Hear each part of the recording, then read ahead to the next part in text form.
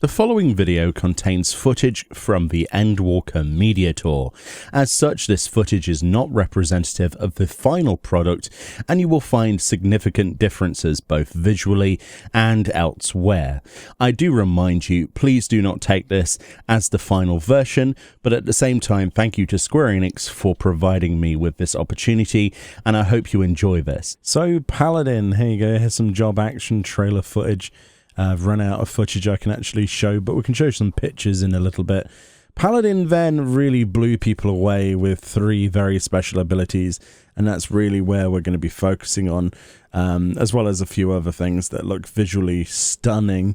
But yeah, it was really all about the blades, wasn't it? Really at the end, but it has a lot of survivability added to it this time, and when I was playing as Paladin for the short amount of time I did get to play it on the Endwalker demo that we got to play, it was very, very strong, very powerful, and its survivability was probably unmatched by anything I've seen thus far. It felt like Shadowbringers, but a whole lot more survivable, if that's even remotely possible. So let's move on to the tooltips then. So as I remind you, all tooltips are to be taken with a pinch of salt. Nothing is really final. Do not presume these potencies or anything else you see to be the final version. Thank you in advance for remembering that. Remember, if I don't read this, read something out, it's likely that that spell or action hasn't been changed. Although I will say that we're not going to read it repeatedly, but most skills now have the 2.46 second recast timer to correspond with all of the other tanks. Right then, Riot Blade is the first on the block to be changed on the list. This now hits with a potency of 170. The rest of the tooltip remains the same, and then that's a buff of 70 potency if you didn't already know. Total Eclipse has dropped potency-wise down to 100 from 120 on the live servers. Shield Bash lost 10 potency and now hits for 100 potency. Shield Lob lost 20 potency and now has 100 potency. Rage of Halone remains the same mostly, but the combo potency from Riot Blade is now 330, down from the previous 350. Circle of Scorn now has a potency of 100, down from 120, and the damage over time from that has a potency of 25, down from 35, but now still lasts for those 15 seconds. Right then, so those were the class abilities, job abilities. So Spirits Within is the first job ability to be changed then. This now delivers an attack with a potency of 250. This is up from 100 previously. This also now has the additional effect of restoring mana. You will also notice the potency increase on this then that used to exist is now removed from the game.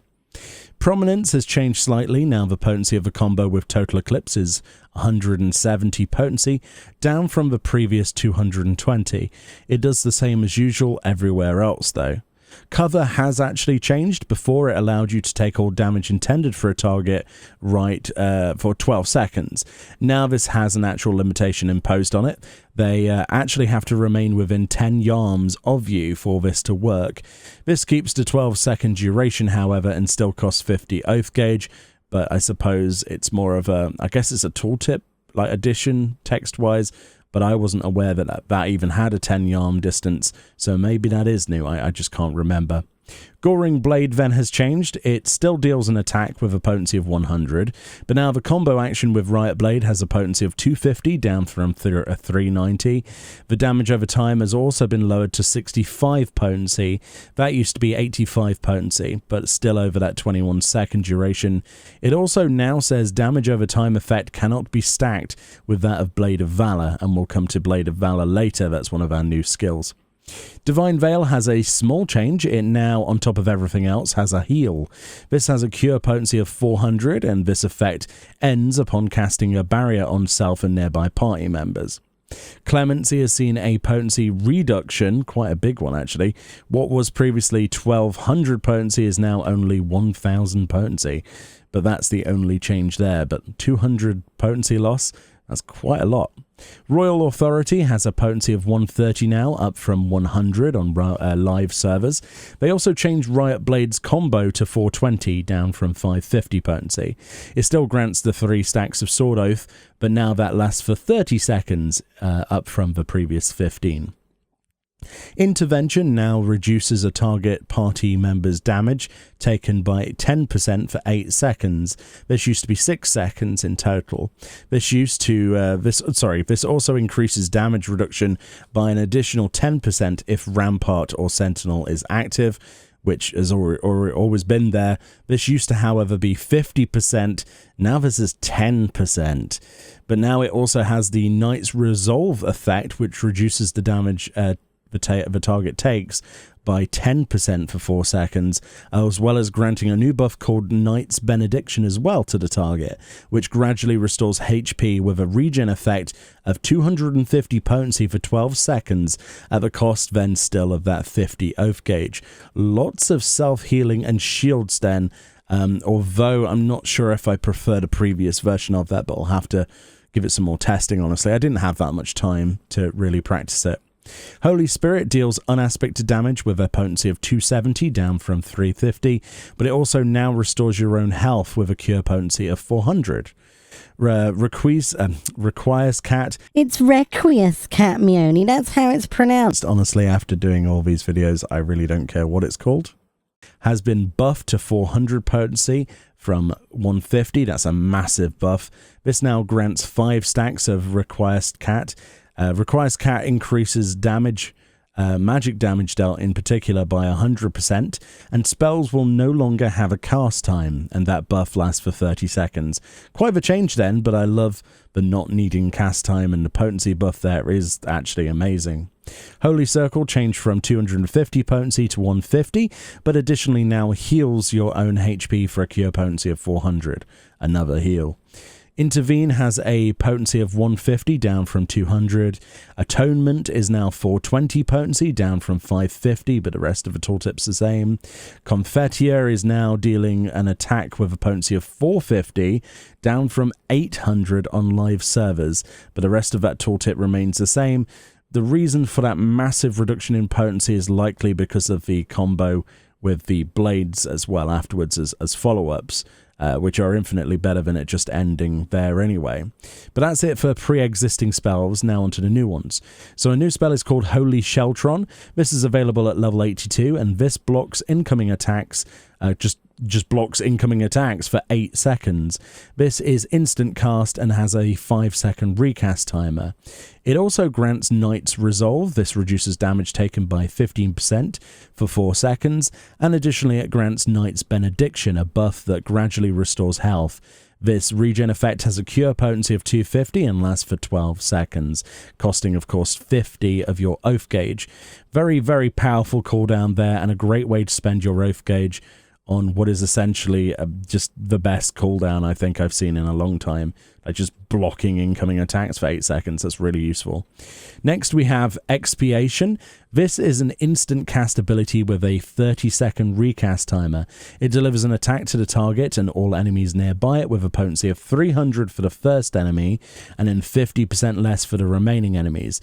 This also now restores MP as well. And now we're on to the fun stuff. At level 90, you get a chain of 3 new spells. Firstly, it will be Blade of Faith. This deals unaspected damage to a target and all nearby enemies to it with a potency of 250 for the first and 50% less for the rest. This actually is the combo following on from Confiteor then, and also with this combo it restores MP. Then you press it again, and it's called Blade of Truth. That hits the target for a 350 potency hit, and 50% less for the remaining enemies, also comboing and restoring more MP. And then finally, Blade of Valor, which is the final combo action from this set, which deals a damage of 450 potency for the first enemy, and then 50% less for the remainders. This also restores MP, also adding a damage over time debuff to all the targets. This has a potency of 80 for the first and 50% less for the rest of the enemies, and the dot lasts for 21 seconds. That is a long dot. This also cannot be stacked with Goring Blade. But there we go. That's pretty much the toolkit. So let's quickly go through some traits before we summarize. Ones that change then and new ones. Sword Oath then grants 3 stacks of Sword Oath after successfully completing a combo with Royal Authority. This now says that that lasts for 30 seconds. I'm not sure if that's just a tooltip update or if that's a new thing. But that's pretty much the only one to have a tooltip change at all from pre-existing. So the new ones include at level 82, you get Enhanced Intervention. This extends the duration of intervention to 8 seconds. It grants Knight's Resolve to the target, reducing damage taken by 10% for 4 seconds.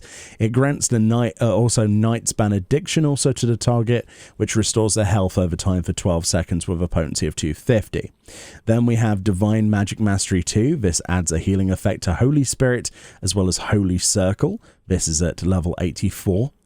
Melee Mastery then, also at level 84, increases the potency of Fast Blade to 200, Riot Blade to 170, Royal Authority to 130, Holy Spirit to 270, and Atonement to 420. That's also, once again, at level 84.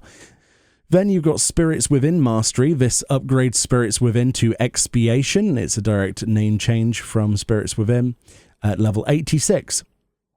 And then finally we have Enhanced Divine Veil at level 88, which adds a healing effect when you press Divine Veil. But that's pretty much Paladin in a nutshell then. So in my short time I got to try this out, amongst everything else, it felt just as powerful as it did back in Shadowbringers, but then with a ton of new healing options on top that were kind of like bonuses to what you would press usually, as we've seen throughout these tooltips.